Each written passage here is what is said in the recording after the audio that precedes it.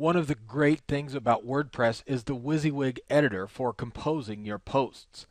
In many themes, however, you'll notice the style of your post's content in the editor does not match the style of that post on a published page. Starting with version 3, WordPress made it easy to add your own CSS styles to the WYSIWYG editor. This means you could make the editor match the published page. However, many themes, new and old, don't take advantage of this functionality. Let's see how you can edit any theme to make the styles in your WYSIWYG editor match the styles on your published page. For this example, we'll use the type-based theme. This is an attractive theme, but it's older and does not support editor style sheets. The first thing we'll do is add a new file to the theme folder. The file needs to be named editor-style.css. We'll open the file, and let's also open the theme's main style sheet, simply style.css. Before we add any styles to our new editor style file, let's open the functions file, also found inside the theme folder. At the bottom of the functions file, we need to add one line so this theme will support that style sheet we just added. Add editor style tells WordPress to look for the editor style CSS file in the theme folder. Next, make sure to create a test post on your site that contains most of the elements you intend to use. Here we've created one that has paragraph, heading 2, heading 3, use as many of the headings you think you'll use on your site. We're using an unordered list. You probably should add the ordered list as well. We also have the block quote. You need all the elements you think you're going to use on your site. Now let's look at the theme's style CSS file and copy all selectors that target just the base HTML tags. These are usually found at the top of your CSS file. We'll copy those and paste them into our editor style file. Save. The next thing we need to do is look for the align center, left, and right styles. We'll need those for any images. Let's copy,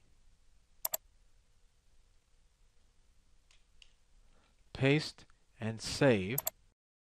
Now let's view the live published post of your test page, and we will use a tool like Firebug to look under the hood.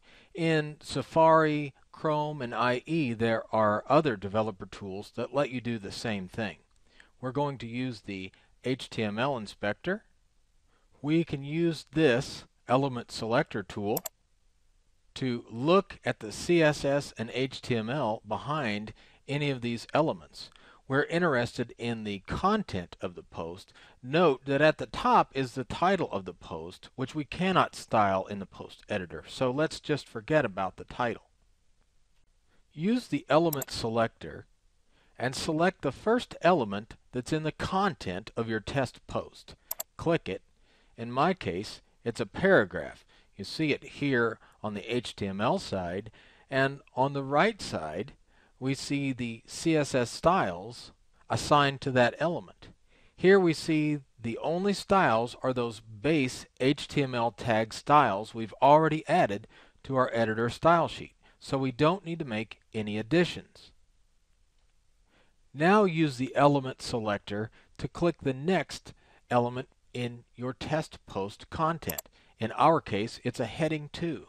You see the H2 here on the HTML side, and on the right side we see all of the CSS leading up to the styles for that element. Toward the bottom of this pane, we see all of the generic styles that were added to the base HTML tags. But as we get to the top, we may find more specific rules. In this case, the theme styled H2s that are inside the post content element with a specific font size and line height. We need to get these into our editor style sheet. Let's right click on the selector, copy style declaration, and then get over to our editor style CSS. At the bottom, let's add a new rule for H2, paste in what we copied, and save. Now continue to use the element selector to go through all different elements in your test post. The next one we have not seen is an image. Let's click the image. The image tag is highlighted on the HTML side, but notice it's wrapped in an anchor tag, and we have not yet visited anchor tags. So click the anchor tag on the HTML side. We see the styles on the right side. Here are the generic styles we don't need to worry about. They're already added to our editor sheet, but here is a specific style for anchors wrapped in an element classed with post content. So we're going to need that. Let's right click the selector, copy style declaration, and get into our editor style CSS file to add it. Anchor tag, paste in the rule, and save. Notice we did not add the post content class selector in front of the anchor tag or the H2 from earlier. Let's see why. If we use the element selector to select the topmost element in the post content, then we can look on the HTML side and trace it up to find what element contains all of the post's content. In this theme, it's a div with the class post content. You see on the CSS side, that's the origin of this class selector post content that we've already seen twice.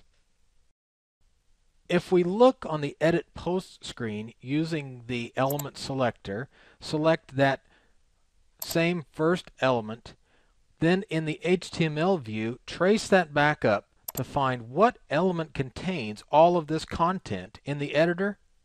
We find it's the body element. It has an ID and it has some classes, but those don't really matter. What matters is the body element directly contains all of the content. That makes the body element the same as this div that's classed with post content. So we don't actually need post content when we add these editor style rules. Let's finish the styles for that image. Element selector, click the image. The image element is selected on the HTML side. Let's have a look at the styles on the right side. Align right, those sort of things are already taken care of, but we have two new rule sets right here. Let's look at the one that first is wrapped in post content. Right click, copy the style declaration, go back to our editor style sheet. This is for image that's inside post content. We just discussed why we don't need to put post content in front of this selector. Now the one up here, this is a set of rules for any image that's classed with align right. So we need this whole thing, image and the align right class. So let's right click and we'll do copy rule declaration. That copies this whole block so we can simply paste it in there. Back to our editor style sheet, paste it. There's the whole thing. So we just added all images that are in our editor pane will get this style, and all images that are set align right will also get this style. Let's have a look at one more different element and then I'll leave you be. The element selector, let's go down to this unordered list here. We just selected on one of the list items. You see that here, the list item is selected in the HTML pane. But first let's go to the list itself, which may have styles. Click the UL tag for unordered list. We see the styles on the right. Indeed, we have some specific styling. Two specific rule sets here. Let's start with the bottom one that specifies a rule for any ordered list or unordered list that is inside a post content element. So let's right click and do copy rule declaration. Back to our style sheet. We paste it in there. Now remember, we don't need post content, so I'll just take that out. We actually need to not have post content, so don't think about leaving that in. So now all ordered lists or unordered lists in the editor will have this line height applied. Then we have this rule that's more specific. It's just for unordered lists. Add some padding. Let's right click, copy the declaration, and again paste it into our editor sheet. Styles. Get rid of post content. We're good to go. Now we've styled both ordered and unordered lists, and then here we gave something specific for unordered lists. We just styled the unordered list as a whole, but we do need to visit the list items themselves, which may have styles. Here the list item is selected. We go to the style side, see some generic stuff here, but there is indeed a specific rule set for list items that are inside unordered lists that are inside a post content element. So let's copy that whole rule declaration, go to our style sheet file for the editor, paste it in. Now let's get rid of that post content class part that we don't need. Now we have a very specific style for the list items that are inside unordered lists in our content editing pane.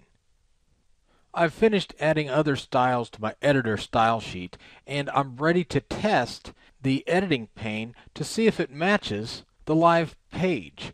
Let's go to the edit screen. Uh-oh, we're in trouble. We have this blue background in the editing pane. I think I know where it comes from. Let's bring up Firebug, use the element selector, and let's just get in there and go to the element that contains all of the content, that body element we talked about earlier.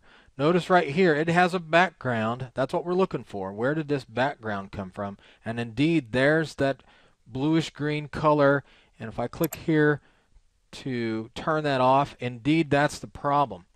So when we, in our style sheet, we added that body tag up here with the background, we just need to eliminate that because we don't want that background on our editing pane. In the live page, it's covered with other backgrounds, but that's not so in our editing pane. Now I've refreshed the edit post screen, and the styles of the content match quite well with the styles of our published post. Back on the edit post screen, even the full screen mode, they match quite well. I hope this helps you get a lot more out of the WYSIWYG editor in WordPress.